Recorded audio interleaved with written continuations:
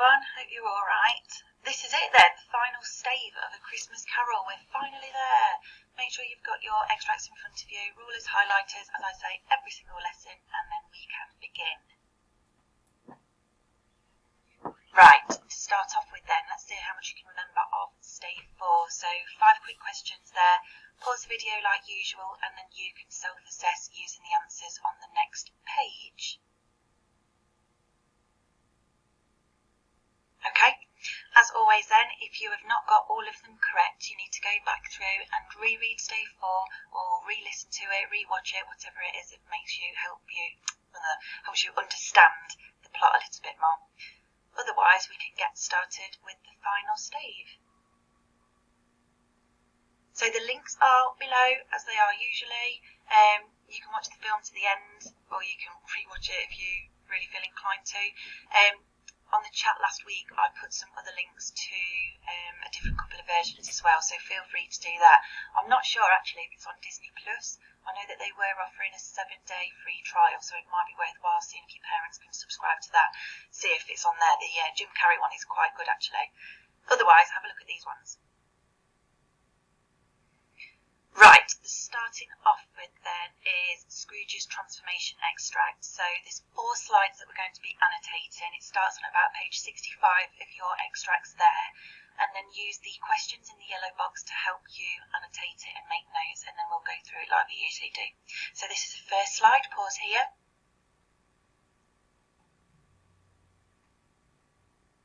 The second one, use that question again and pause here. The third one, and the fourth one. So pause it, have a look through, and then we can go through it together. Right, so this is your fact 1 then of your fact book. So Scrooge wakes up on Christmas Day as a changed man. His visits from all the ghosts, everything that he's seen from his memories to the present day and his future, the closest to Christmas yet to come, has changed him, has transformed him and made him wake up on Christmas Day as a changed man. So the first thing that I got there then with the exclamation marks, as I've been saying throughout this study, if we go one step further and start looking at the use of tone and the punctuation that's used by Dickens, it can really help you understand the character's feelings a little bit more. So here, exclamation marks are showing his disbelief in his excitement, and then you've got that phrase there, which is a contrast to his original description. Remember, when we come to actually writing your essays and crafting those 5-point plans, you've got to show the change of a character from the beginning, towards the middle, at the middle, towards the end, and then at the end. So if you can keep making those cross-references throughout the book, that will start showing a real secure understanding of the plot and get you those higher marks. So this is a contrast to his original description in stave 1. Remember that he wasn't even warm in stave 1, and now all of a sudden he's glowing, he's fluttered. Quite a few similarities with Fred there. So fact 2 as well, we've got in this extract the change in the weather, so that's also reflecting Scrooge's behaviour. To start off with then, he's reminiscing about the spirit's visit, so all of a sudden he's quite happy that they've been. And then the father of a long, long line of brilliant laughs suggests that this change is here to stay. This is the first day of the rest of his life, okay? And then this is your fact 2 then.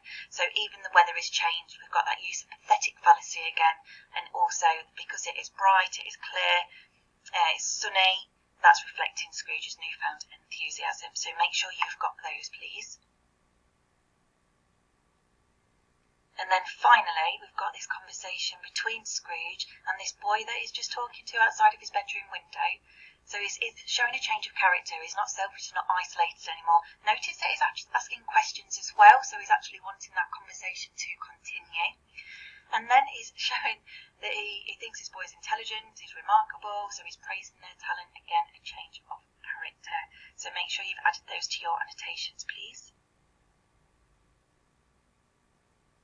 And then it's reinforced here. He says it's a pleasure to talk to him. He's now enjoying that company. He's no longer that solitary oyster that we were introduced to at the beginning of the plot. He's generous, he's offering to give him money, a shilling. If he's quick, he'll give him half a crown, so he's not using his money for his own gain anymore. He's trying to do it to help other people too. And he's desperate to make amends for his past treatment of Bob Cratchit, especially with stave 3 being that pivotal moment in the plot, so Scrooge knows that he can help make the Cratchit's family a lot easier now, and he's desperate to make amends. He doesn't want thanks or recognition either, which is quite important. So he's willing to do this as kind of anonymous, and it's showing that idea of charity as well. Right, pause again here. So I want you to have a look at the extract between Scrooge and the Portly Gentleman, which is on about page 67 if you're following it through. Use those couple of questions there to help you annotate it, and then we can go through it again. So pause now, please. Right, so another technique, I'll be going through this in tomorrow's lesson in a little bit more detail, but one of the techniques that Dickens uses is this idea of parallels. So a lot of the things that happen in Stave 1 are complete opposite to what's happening in Stave 5, and it's showing how that transformation has occurred and how Scrooge is finally redeeming himself. So if you remember the Portly Gentleman we first saw in Stave 1, Scrooge was saying he didn't want to give money to charity. He was asking if the prisons and the workforces and the poor law were still in full rigour. But now he has changed, now he's seen all the visions that the ghosts have shown him, and now he has become a better person. He's willing to make amends for his past treatment. So that first quote just backs up what I've said there. And he's realising as well that he's still got these challenges to face in order to sort of come full circle and be a better person. And he cares what people think about him now, so he's actually having that physical kind of effect from seeing how people might come to him now. And then at the end again, he's wanting to help others. Now what he might be doing is he could be repaying the spirits for their help too. So this is why he's doing a quite a large donation.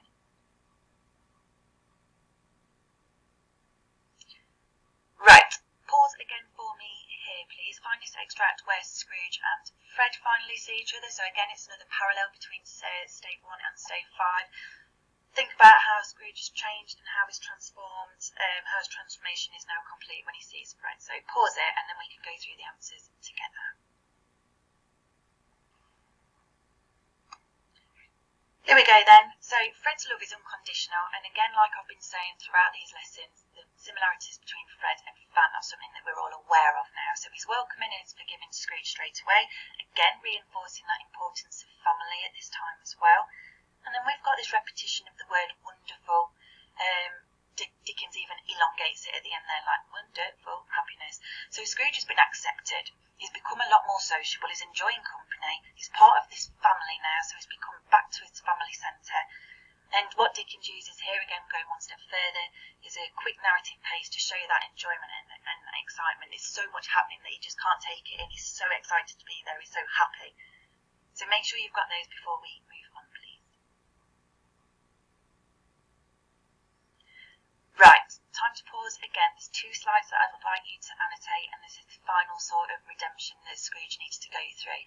So it's Scrooge and Bob. Same questions again on this slide, please. And then pause it and have a look through these ones, please, as well. Okay, so we've got the first quote then. Shows he's no longer the mean person that he was. Feign just means like you're trying to, oh my gosh, you put me on the spot now. So feign is when you are trying to pretend. So it's something that's totally against your character. It's not something that you're used to doing. It's an unnatural behaviour, character trait or whatever. So it shows that he's no longer the mean person that he was. And then at the end, he does give Bob that salary raise.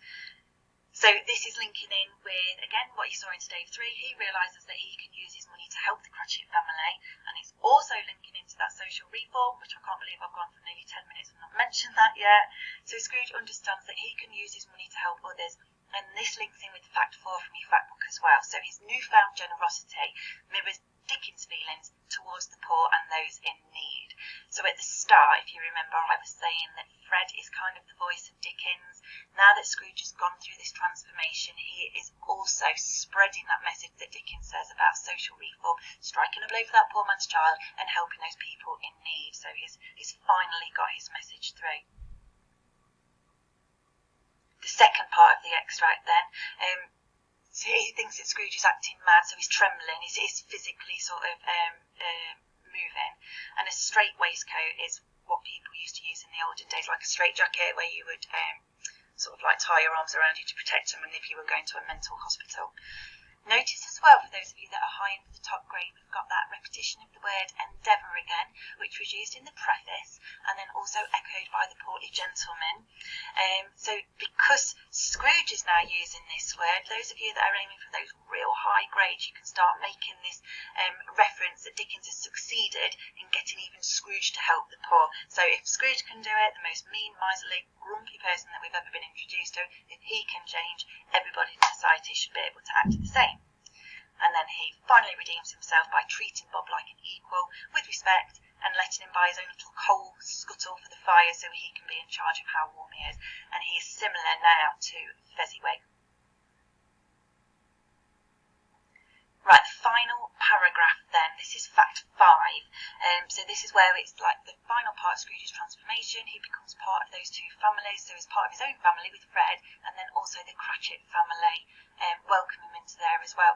So what Dickens does on this final paragraph, he ends with the story's moral. We've got that quote, the second father then, which is sort of linking in with that fact 5, as I've just said. And then repetition of the word good. Good. So this shows a complete change in his character and people's opinions of him. So you don't need to remember that full quote. You could just use at the end, Dickens repeats the word good to show this change in character, and that's fine.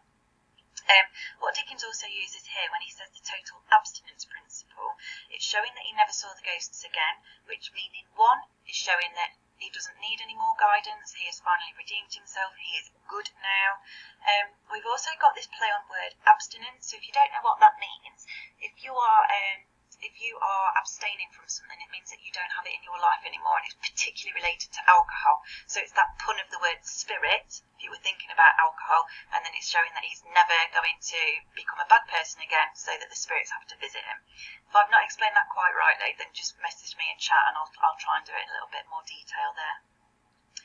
And then one of the most important things you need to remember then is that Tiny Tim is the last one to speak. So he's saying, God blesses everyone. And this is suggesting that Dickens has been successful in giving that voice to the poor, which was his moral, which was his sort of intention all the way throughout this writing this text. So that's a real nice quote to remember, and quite a nice one to remember, especially when we come along to essay planning when we return to school, like for a concluding point. So, final part of this lesson then is the main events of Stave 5, which are all listed in fact 6 of your fact book. I think what I'm going to be doing this week is trying to set you a quiz through the Teams chat just to see if you can remember it. I'm also well up for playing Strictly Come Quoting if any of you want to start playing that, so please let me know, especially if the weather's going to continue being rubbish. I think we all need something to look forward to. Those of you that don't know what Strictly Come Quoting is, please ask somebody in my class or someone from the year 11 that's just gone, because you are missing out on a right treat, and it's something that we definitely need to be getting started before we return back to school. Otherwise, enjoy the rest of your day. Happy to answer any questions on Teams chat as usual, and I will see you very soon. Bye for now.